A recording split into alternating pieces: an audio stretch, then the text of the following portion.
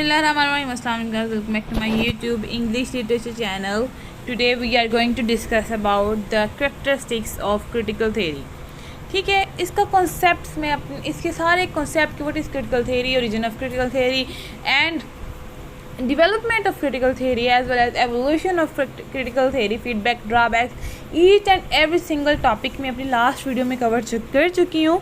ठीक है, आप वहाँ पे जाके चेकआउट कर सकते हैं. अगर आपने वो वीडियो नहीं देखी तो ये वीडियो आपके लिए नहीं है, क्योंकि अगर आप उस वीडियो को अंडरस्टैंड करते हैं, आपका कॉन्सेप्ट क्लियर हो जाता है, तभी आपको पता चलेगा कि मार्क्सिज्म किस तरह रिलेट करती है इसकी करैक्टरिस्टिक के साथ, मॉडर्न और पोस्ट मॉडर्निज्म का क्या रोल है, फिर हिस्ट्री किस तरह इसमें आ जाती है, agency, elite class, social class, conflict, upper class और लोअर क्लास का जो स्टेटस है उसके साथ क्रिटिकल थ्योरी किस तरह रिलेट करती है, फिर आइडियोलॉजी और मीन ऑफ कम्युनिकेशन इसमें किस तरह आ जाते हैं, एज वेल एज फ्रीडम और कल्चर रिलेटिविज़म के साथ ये किस तरह बिलोंग करती है.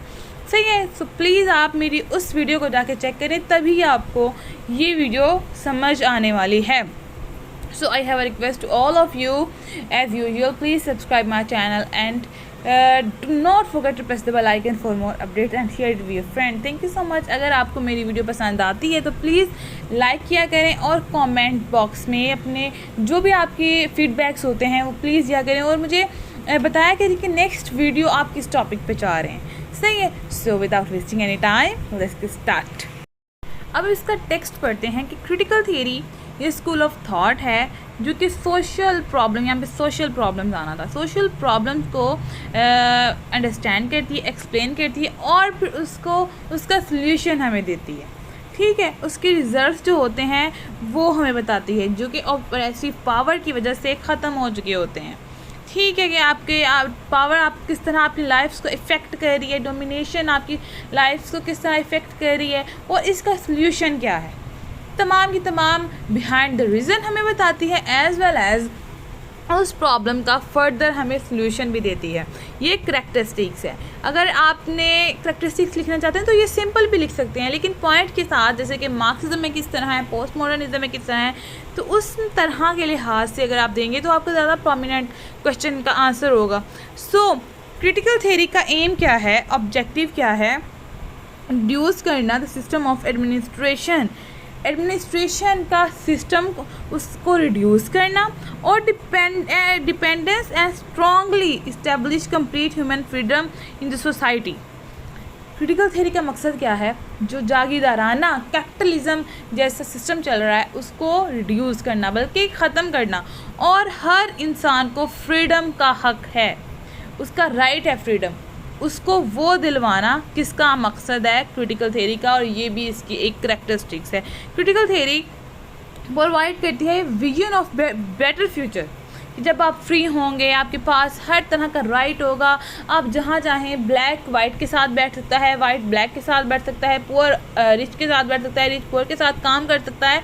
तो इस तरह क्या होगा, क्लास कॉन्फ्लिक्ट, सोशल कॉन्फ्लिक्ट ख़त्म होगा, एज वेल एज जो रिच हैं और पुअर हैं उनके दरमियान का जो डिफरेंस है वो भी रिड्यूस हो जाएगा. और ये इसी तरह ये क्रिटिकल थ्योरी हमें बेटर विजन प्रोवाइड करती है फ्यूचर के लिए. अगर जिस तरह क्रिटिकल थ्योरी कह रही है उस तरह हम लाइफ गुजारना शुरू कर दें तो इंशाल्लाह विद पैसेज ऑफ टाइम, ठीक है, आफ्टर सम टाइम, जो तमाम की तमाम गुर्बत है, जो जागीरदाराना कैपिटलिज्म जो जितना भी है वो सोशलिज्म में बदल जाएगा. ठीक है.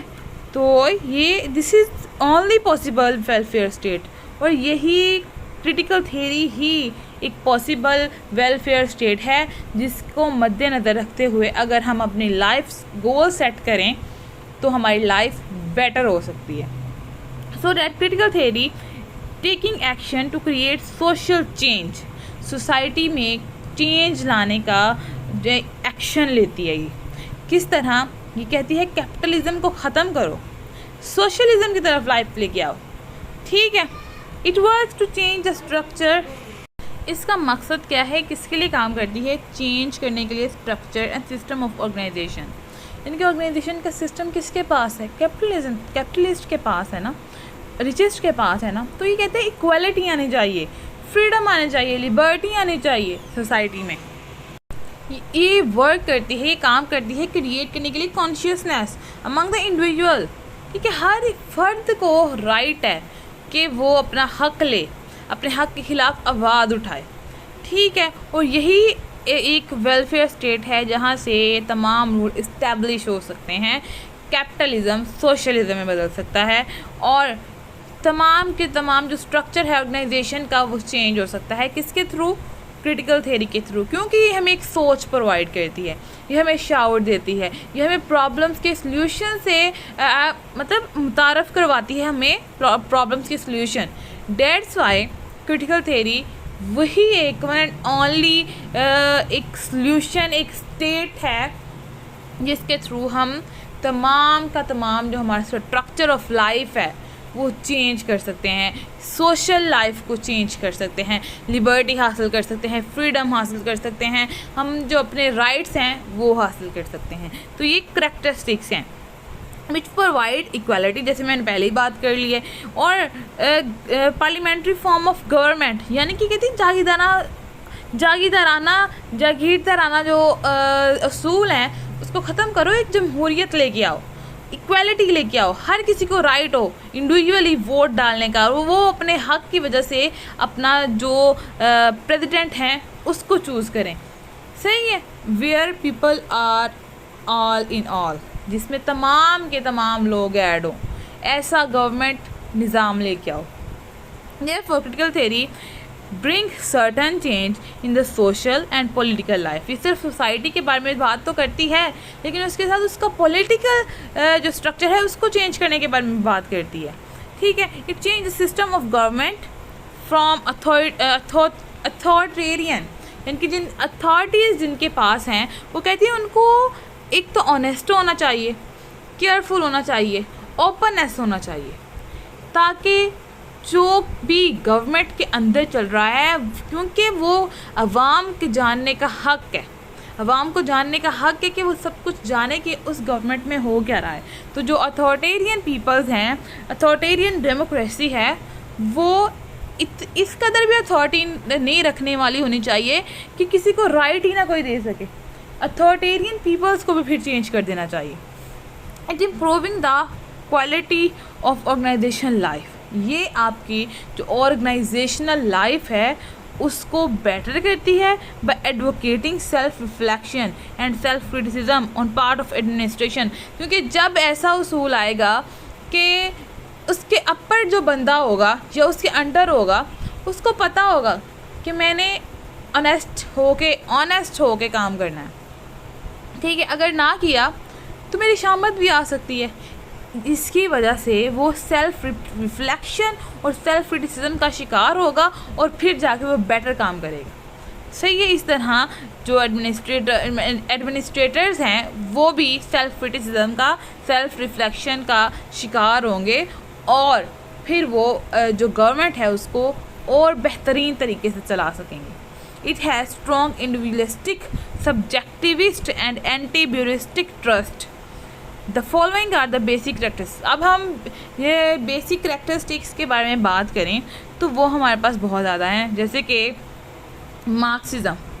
अब मार्क्सिज़म में किस तरह क्रिटिकल थ्योरी ऐड होती है, ये किस तरह इसकी करेक्टरिस्टिक्स हैं। हमने स्टार्ट में ही कॉन्सेप्ट में पढ़ा था क्रिटिकल थ्योरी किससे इम्प्रेस होकर बनी है, मार्क्सिज़म से, मार्क्सिस्ट थ्योरी से।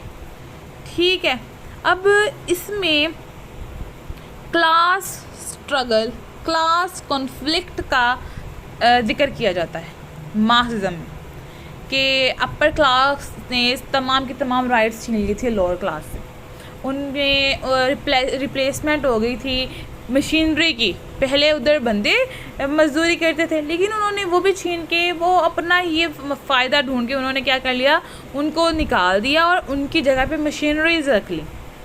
इस तरह बहुत ज़्यादा जो लोअर पीपल वाले थे, लोअर क्लास के पीपल्स थे, वो पोअर से पोअरेस्ट हो गए और अपर क्लास से, क्योंकि उनकी मशीन ही उनको काम कर देती थी, वक्त भी ज़ाया नहीं होता था, तो वो पोअर रिच से रिचेस्ट होते जा रहे थे।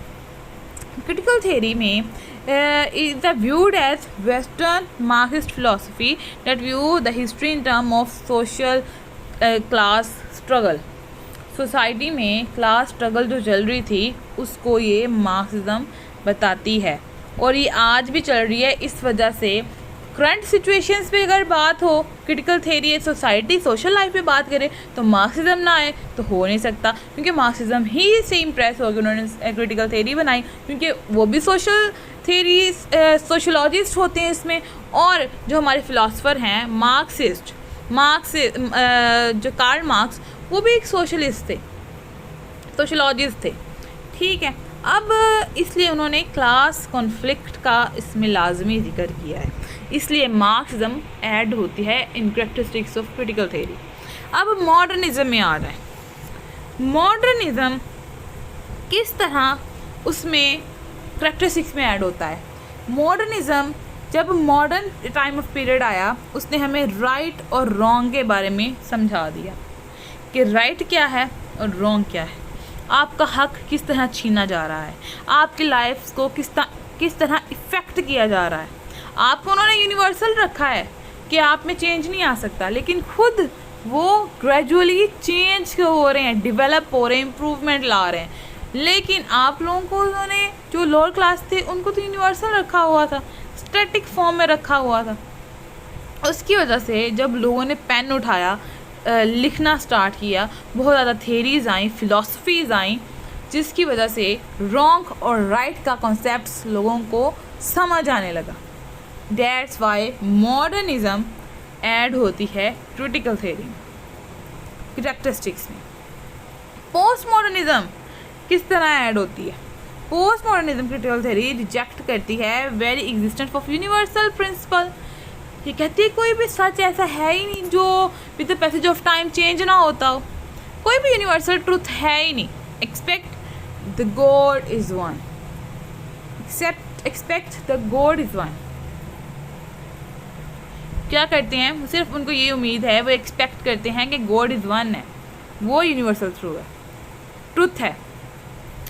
लेकिन ये कहते हैं कि गॉड इज़ वन के अलावा हर चीज़ ग्रेजुअली ऐसा हो नहीं सकता कि चेंज ना होती हो। इन्होंने इस चीज़ को रिजेक्ट कर दिया। इसी तरह जो क्रिटिकल थेरिस्ट हैं उन्होंने भी रिजेक्ट किया कि कोई भी चीज़ यूनिवर्सल ट्रुथ नहीं होती, वो with the passage of time change हो सकती है। जो कैपिटलिस्ट है, कैपिटलिज्म अगर आया है तो कैपिटलिज्म ही नहीं हमेशा रहेगा।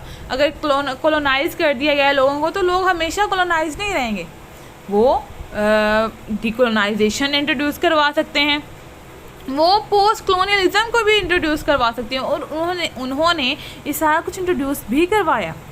ठीक है, इन्होंने रिजेक्शन यूनिवर्सल थेरीज को रिजेक्ट किया। फिर modernism critical theory make the universal assertion such as the idea that system are inherently oppressive power.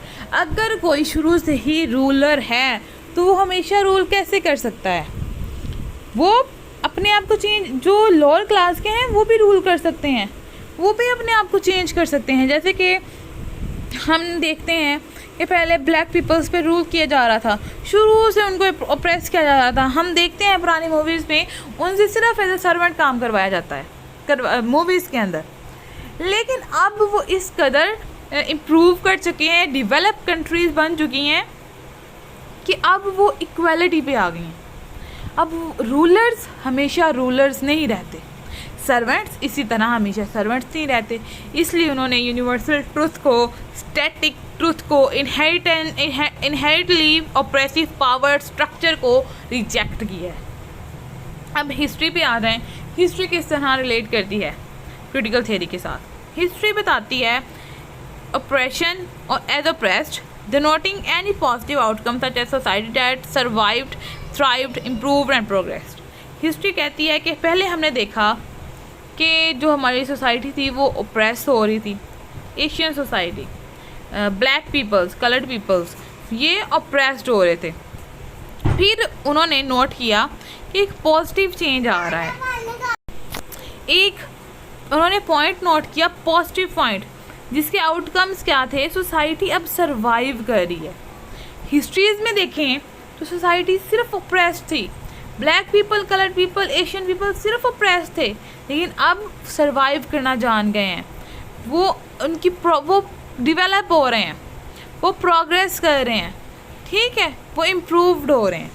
तो इस तरह हिस्ट्री हमने पढ़ा है कि हिस्टोरिकल कॉन्टेक्स्ट को देखे बगैर कोई भी क्रिटिकल थ्योरी एक ट्रू क्रिटिकल थ्योरी नहीं हो सकती। इस वजह से हिस्ट्री को जानना इम्पॉर्टेंट, मच इम्पॉर्टेंट है। अब एजेंसीज के बारे में बात करें, individual agencies develop down played in favour of the view that the masses are helpless victim of. अगर एजेंसीज के बारे में बात करें, विक्टिम ऑफ सिस्टम आना है। एजेंसीज के बारे में बात करें तो वो बहुत ज़्यादा डाउन प्लेड हुई थी, ठीक है, वो बहुत कम चल रही थी। In favour of the view that the masses are helpless victim of system, ये दिखाने के लिए कि बाकी जो तमाम लोग हैं वो हमारे सिस्टम के मोहताज हैं, वो इतने मतलब बदनसीब हैं, कह लें आप कि वो खुद अपनी एजेंसीज नहीं बना सकते क्योंकि वो हमारे मोहताज है। लेकिन with the passage of time हमने देखा कि वो खुद अपने आप को रिकवर करने में, डेवलप करने में सक्सेसफुल हो गए हैं। अब उनको उनके सिस्टम की ज़रूरत नहीं है, अब वो खुद अपना सिस्टम बना सकते हैं। यही इम्प्रूवमेंट कौन लेके आया है? ये क्रिटिकल थ्योरी ही लेके आई है। एलीट क्लास की बात करें, जहाँ पे हमें दिखाया जाता है powerless in their own situation the elite are viewed as powerful, जहाँ पे हमें दिखाया जाता है कि मैसेज यानी कि लोअर क्लास के लोग जो हैं वो पावरलेस दिखाएंगे, वहीं दूसरी तरफ हमें रिचेस्ट पीपल जो हैं अपर क्लास के लोग वो पावरफुल दिखाए गए हैं। That they are completely responsible for all social problems. अब वो कहते हैं कि अगर वो पुअर हैं तो हमारा इसमें क्या कसूर है? वो खुद अपनी सिचुएशन के मारे हुए हैं, उन्होंने खुद अपने हालात बदले हैं, वो खुद गरीब हुए हैं। हमने तो नहीं कहा था, हमने तो नहीं किया इनको गरीब, हमने ऑप्रेस नहीं किया। जबकि ट्रुथ ये था कि उनकी पावर की वजह से उनकी लाइफ्स इफ़ेक्ट हुई थी, उनकी डोमिनेशंस की वजह से उनकी लाइफ्स इफ़ेक्ट हुई थी। दैट्स वाई वो इस तरह विक्टिम बने हुए थे, इस तरह वो पावरलेस बने हुए थे। Critical theory views the elite as an oppressive force. जो एलीट है वो बताता है, फिर क्रिटिकल थ्योरी बताती है कि एलीट क्लास जो है उसी ने ऑप्रेसिव फोर्स इंट्रोड्यूस करवाई है। पैसे के थ्रू, पॉलिटिकल के थ्रू, इकोनॉमी के थ्रू, एजुकेशन के थ्रू उन्होंने अपने आप को सुपीरियर बताया, तो ऑटोमेटिकली जिनके पास ये सारा कुछ नहीं था वो इन्फीरियर अपने आप को कंसिडर करने लगे। और बल्कि उनको बताया गया कि तुम लोग इन्फीरियर हो क्योंकि यू हैव नथिंग, हम सुपीरियर हैं, हम मैन ऑफ द यूनिवर्स हैं, तुम लोग क्या हो? तुम्हारे पास ना एजुकेशन है, रोमांटिसिज्म है सिर्फ तुम्हारे पास, ठीक है। ओरिएंटलिज्म का अगर कॉन्सेप्ट देखा जाए वो भी इसमें आ जाता है। फिर उसके बाद this can be contrasted with such with views such an American pragmatist that accept the capitalist elite as an entrepreneurial force that create human value। फिर क्रिटिकल थ्योरी यही कंट्रास्ट हमें बताती है, जिसकी वजह से अमेरिकन प्रेगमेटिज्म जो थे उन्होंने एक्सेप्ट किया कि कैपिटलिस्ट जो एलीट हैं वही वजह हैं कि वो उन्होंने क्रिएट किया इमेंस वैल्यू, यानी कि सुपीरियर और इन्फीरियर का, ब्लैक वाइट का। फिर उसके बाद उन्होंने ह्यूमन और एनिमल्स का, मैन और एनिमल्स का, इस तरह के कॉन्सेप्ट्स को किसने इंट्रोड्यूस करवाया है? ये उन्होंने खुद एक्सेप्ट किया है। किसने? ये अमेरिकन प्रेगमेटिस्ट ने ही इंट्रोड्यूस करवाया है। ये तमाम की तमाम जो उन्होंने एक अलग ब्लॉक्स बना लिए हैं ना, तो ये किसके तहत हो रहे हैं? ये उन्हीं के तहत हो रहे हैं क्योंकि उनके पास पावर थी और डोमिनेशन रखते थे, वो डोमिनेंसी रखते थे। अब आइडियोलॉजी के बगैर बात करें, ideology views as the force of all social problems. Ideology ऐसा वे है जिसकी वजह से हम तमाम सोशल प्रॉब्लम्स को एक्सप्लेन कर सकते हैं, देख सकते हैं। ये एक ऐसा ज़रिया है। In practice post modern critical theory resemble and ideology itself. कहीं जगहों पे अगर प्रैक्टिकली देखा जाए तो post modern critical theory resemble रखती है आइडियोलॉजी के साथ, क्योंकि पोस्ट मॉडर्न क्रिटिकल थ्योरी ये भी हमें आइडियाज़ देती है। ये भी हमें सॉल्यूशंस देती है, और जो हमारी आइडियोलॉजी है उसी वो भी सोशल प्रॉब्लम्स के जो सोर्सेज हैं उसको प्रोमिनेंट करती है। ठीक हो गया। अब हम फ्रीडम के बारे में और कल्चर रिलेटिविज्म के बारे में बात करें तो फ्रीडम एक्चुअली क्रिटिकल थ्योरी हमें फ्रीडम ही तो देती है, हमारी सोच से, डोमिनेशन से, पावर से।